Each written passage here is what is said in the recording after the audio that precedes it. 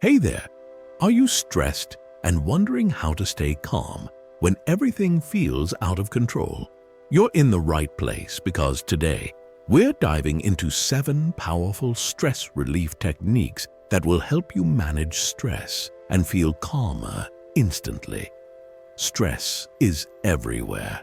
It's in the emails we can't escape, the endless news feeds, and the expectations pulling us in 100 directions. It feels relentless, like no matter how much you do, there's always more waiting. But here's something you might not know. Stress isn't the problem. It's how we face it that truly matters. We'll be focusing on strategies from Stoicism. Unlike quick-fix solutions, Stoicism offers something deeper, a mindset that transforms how we deal with stress. You don't need to spend hours meditating or completely change your life. Small shifts in how you think and act can make a huge difference. Before we begin, don't forget to hit that subscribe button and tap the notification bell to stay tuned for more videos on being the best version of yourself. Are you ready to take control? Let's get started. Focus only on what you can control. Stress loves to drag us into the uncontrollable, worrying about what might happen, what others think, or how things will unfold. It's exhausting, isn't it? The Stoics believed that this endless focus on external factors is a key source of anxiety. But there's a simple way out. Focus only on what's in your control. Epictetus, one of Stoicism's greatest teachers, framed it perfectly. Some things are up to us, and some things are not. Your thoughts, actions, and choices, yours to command. The opinions of others, the weather, or the economy, completely outside your influence. By learning to separate the two, you free yourself from wasting energy on things you can't change. Think of it like standing in a storm. You can't stop the rain, but you can choose to carry an umbrella. Focusing on what you can control gives you the same kind of shelter from life's chaos. Start by making 2 simple lists. What's in my control? For example, my attitude, effort, priorities. What's outside my control? For example, other people's reactions, past mistakes. When stress starts creeping in, use these lists to guide your thoughts. Ask yourself, am I spending my energy on something I can influence, or am I caught up in what I can't change? This simple practice can redirect your focus in moments when everything feels overwhelming. And here's a mantra to carry with you. I release what I cannot control. Repeat it when your mind starts to spiral. You'll feel the tension ease as you bring your attention back to what's within your power. Try to think of stress as an opportunity. Stress often feels like a roadblock, an unyielding force standing between you and peace. It can be overwhelming, even paralyzing, as though life is throwing too much at you all at once. But here's the thing. Stress doesn't have to be an enemy. With the right mindset, it can become your greatest teacher. Marcus Aurelius, one of history's most renowned Stoic philosophers, wrote, "The impediment to action advances action. What stands in the way becomes the way." In other words, the very things that challenge us can also shape us, pushing us to grow stronger, smarter, and more resilient. It's not the presence of stress that harms us, it's how we interpret it. Think of stress as physical exercise. When you first pick up a heavy weight, it feels impossible to lift. Your muscles hurt, and you want to give up. But over time, that resistance builds strength. The same is true for your mind and emotions. Stress, when approached with the proper perspective, becomes an opportunity to build inner strength and resilience. It's not easy, but it's worth it. Reframing stress begins with a simple question. What is this trying to teach me? Instead of resisting the pressure, lean into it and explore what you can gain from the experience. For example, if you're overwhelmed at work, it might be an opportunity to refine your time management or set healthier boundaries. If a relationship feels strained, it could be a moment to practice patience or improve communication. If life throws unexpected challenges your way, it might be teaching you to adapt and remain steady in the face of uncertainty. When you view stress as a teacher, it loses its power to crush you. It becomes a partner in your growth, something to navigate rather than fear. Some practical ways to shift your mindset when it comes to stress include keeping a stress journal. At the end of each day, write down one stressful moment and ask yourself, what happened? How did I react? What did I learn? Over time, you'll notice patterns and start seeing how stress has pushed you toward positive changes. Practice identifying one benefit in every stressful situation. For example, if a project deadline feels overwhelming, focus on how it's helping you develop discipline or creativity under pressure. Try affirmations like, "Stress is my training ground," or "Every challenge helps me grow stronger." These phrases can serve as reminders when life feels overwhelming.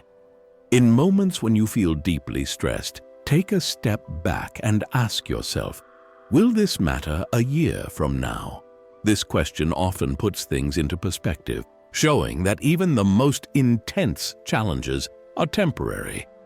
When you start seeing stress as an opportunity, life's obstacles become less intimidating. You're no longer a victim of circumstance. You're an active participant in your growth. Marcus Aurelius believed that every hardship had a purpose, and by embracing that perspective, you'll find the strength you didn't know you had. The next time stress creeps into your day, pause and ask, how is this helping me become the person I'm meant to be? You might be surprised by the answer. Practice voluntary discomfort.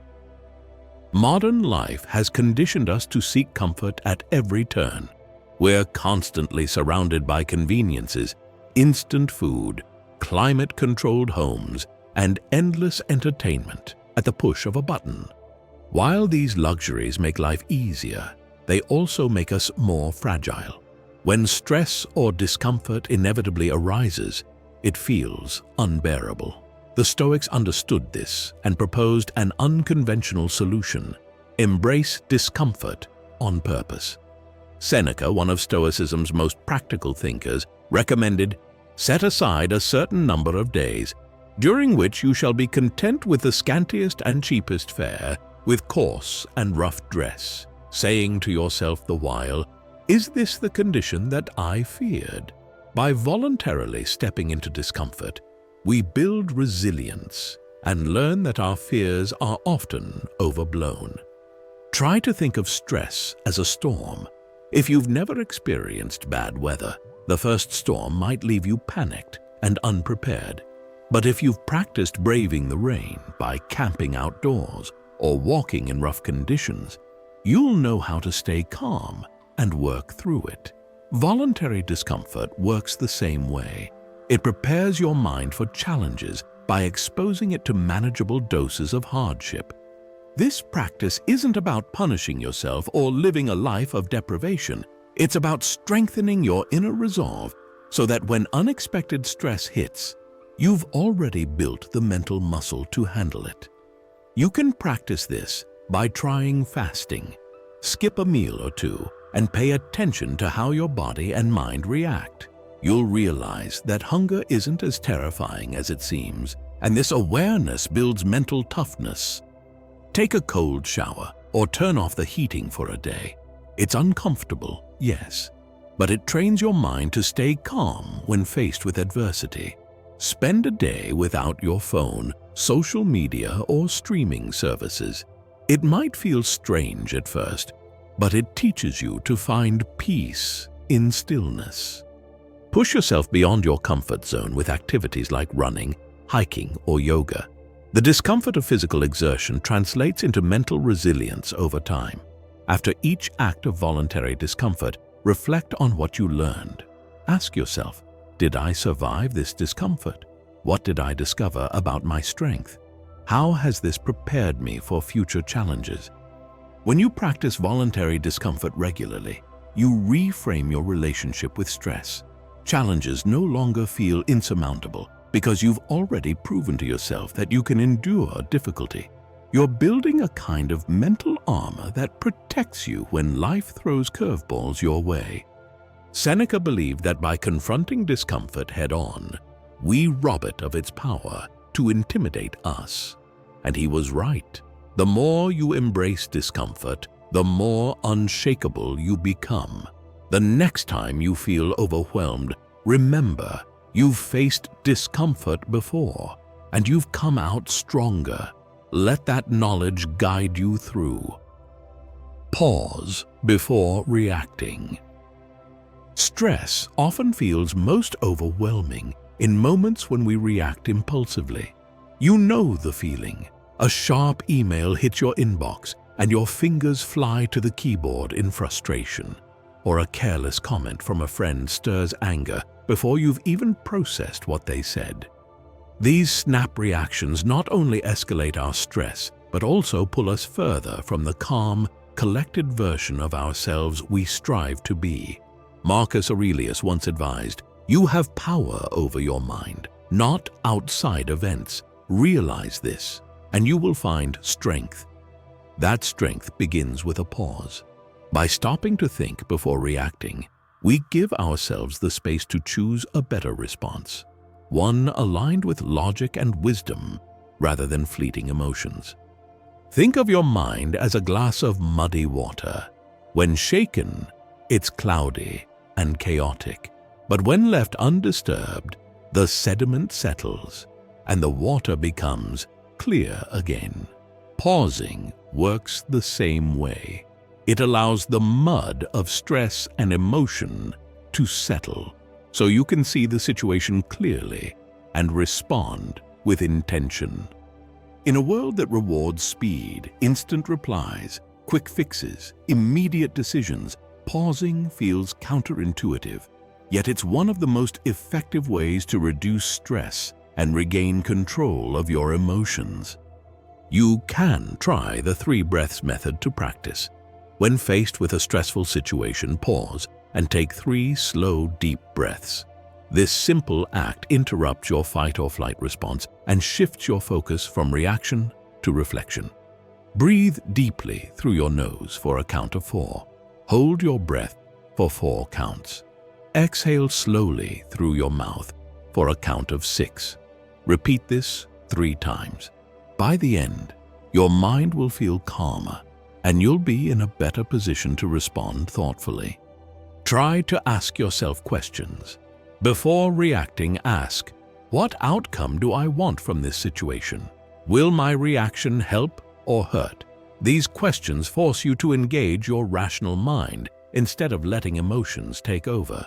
If possible, step away from the situation entirely, whether it's a 5-minute walk or simply closing your eyes for a moment. A short break can prevent a hasty reaction. The habit of pausing doesn't just help in the moment. It transforms how you handle stress long-term. By making space between stimulus and response, you weaken the grip of impulsive emotions. Over time, you'll notice that stressful situations no longer control you the way they once did. Stoicism teaches us that while we can't control life's events, we can control how we respond. Pausing allows you to embody this principle fully, turning emotional chaos into calm composure. Daily negative visualization. Most of our stress stems from fear. Fear of losing something or someone, fear of failure, fear of the unknown. These fears keep us anxious, always anticipating the worst. But what if we could confront those fears head-on instead of letting them control us? This is the power of negative visualization, a core practice in Stoicism that trains your mind to prepare for challenges without falling apart. Seneca advised, "He robs present ills of their power who has perceived their coming beforehand." Negative visualization doesn't mean dwelling on negativity. It's about mentally rehearsing the worst-case scenario so that you're ready to face it with courage and clarity. Think of this. Every morning, you spend a few quiet moments imagining potential challenges in your day. What if your presentation doesn't go as planned? What if you lose your wallet? What if your car breaks down? Instead of avoiding these thoughts, you allow yourself to sit with them and consider how you'd cope. This practice does two powerful things. It reduces the fear of the unknown by making you mentally prepared. It enhances gratitude for the things you have, knowing they're not guaranteed. To practice, spend 5-10 minutes in the morning visualizing possible difficulties. Ask yourself, what's the worst that could happen today? How would I handle it? For example, if you're worried about a difficult conversation, imagine it going poorly. Visualize staying calm, choosing your words carefully, and ending the conversation with dignity. After imagining the loss of something, a job, a relationship, your health, reflect on its value. By acknowledging its transient state, you'll appreciate it more deeply. This pairing of gratitude and preparation transforms fear into a balanced perspective. When planning a project or decision, imagine it failing. Ask, what could go wrong? This allows you to foresee obstacles and prepare solutions in advance, reducing stress when challenges arise. Negative visualization helps you accept the unpredictable nature of life. Instead of resisting uncertainty, you train your mind to face it calmly. It's like rehearsing a fire drill. When the real fire comes, you'll know exactly what to do. Marcus Aurelius frequently reminded himself that loss and change are inevitable. You could leave life right now. Let that determine what you do, say, and think. Far from being morbid, this perspective liberates you from fear and helps you focus on what truly matters. When you've rehearsed the worst-case scenario, it loses its power to intimidate you. You'll find yourself appreciating the present moment more deeply, and life's challenges won't catch you off guard. They'll feel like something you've already prepared for. Negative visualization is like building mental armor. It doesn't mean you're wishing for bad things to happen. It means you're ready to meet them with strength if they do. Live in the now. Stress often takes us out of the present, dragging our minds into a swirl of what-ifs and regrets. We worry about deadlines, replay embarrassing moments from the past, or fear what tomorrow might bring. The Stoics believed that this mental time travel is one of the most excellent sources of human suffering. Their solution to this problem was to anchor yourself firmly in the present. Marcus Aurelius captured this beautifully. Confine yourself to the present. You have power over your mind, not outside events. Realize this, and you will find strength. Stress loses its grip when you focus on the now, the only moment you truly have. You might be wondering why being present reduces stress. Think of your mind as a camera lens. When you're caught up in worry or regret, the lens zooms out, capturing a blurry, overwhelming scene of everything that could go wrong. But when you focus on the present, the lens sharpens, bringing clarity and calm. Living in the moment grounds you. It prevents your energy from being scattered across past failures and future uncertainties, allowing you to tackle what's directly in front of you. If you're interested in cultivating living in the present in your daily life, you can use the grounding techniques. When stress pulls you into a mental spiral, try this simple 5-4-3-2-1 exercise. Identify 5 things you can see. Touch 4 things around you. Listen for 3 distinct sounds. Smell 2 scents, or focus on your breath if no scents are present. Notice 1 thing you can taste. This exercise roots your awareness in the physical world, pulling your attention away from racing thoughts. You can also set presence alarms. Use your phone or watch to set a daily reminder with a message like, "Am I fully here?" When the alarm goes off, pause and assess whether you're living in the moment or lost in worry. Also, practice micro-meditation. You don't need a fancy setup to meditate. Spend 60 seconds focusing on your breath whenever you feel overwhelmed. Inhale deeply for 4 counts, hold for 4, then exhale for 6. This simple act calms your nervous system and pulls you back into the now. Try to engage fully in simple activities as much as possible, whether it's washing dishes, walking, or drinking coffee. Practice doing one thing at a time. Notice the textures, sounds, and sensations without letting your mind wander. Being present doesn't mean ignoring the past or future. It means choosing to engage fully with the task or moment in front of you.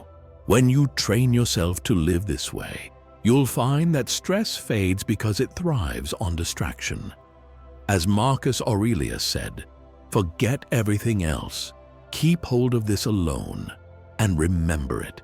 Each of us lives only now. This brief instant, let that wisdom guide you." Let go of attachment to outcomes. One of the most subtle but powerful sources of stress is our attachment to how things should turn out. We set rigid expectations: success at work, a perfect relationship, or a flawless performance. And when reality doesn't align, frustration and anxiety take over. But Stoicism offers a freeing perspective. Let go of attachment to outcomes and focus instead on your efforts. Epictetus taught, "Make the best use of what is in your power and take the rest as it occurs." In other words, control what you can, your actions and mindset, and release the rest, the results. This isn't about apathy. It's about finding peace in doing your best without clinging to specific results.